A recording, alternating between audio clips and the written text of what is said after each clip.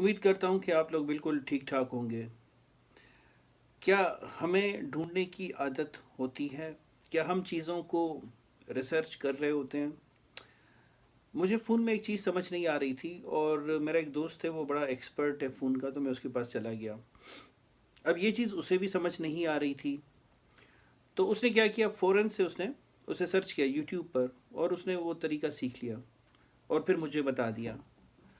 تو کہنے کا مقصد یہ ہے کہ بہت ساری چیزیں ہوتی ہیں ایسی کہ جس میں ہم ٹیکنالوجی کا فائدہ نہیں اٹھاتے ہیں، ہم چیزوں کو سرچ نہیں کر رہے ہوتے ہیں، اور خواہ اکیلے میں ہی پریشان ہو رہے ہوتے ہیں۔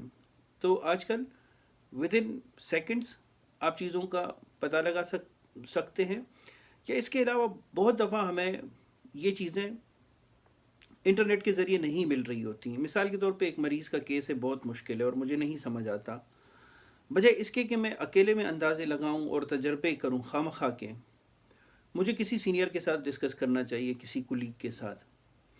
تو بجائے اس کے کہ میں ایوائڈ کروں اور اس کھوج میں سوشل نہ بنوں، یا جو ٹیکنالوجی ہے اس کا استعمال نہ کروں، تو اس کا نقصان مجھے ہی ہوگا۔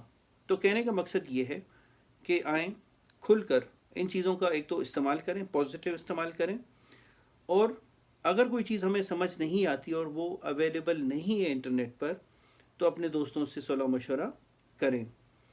اس کے ساتھ ہی اپنا بہت سارا خیال رکھیے گا۔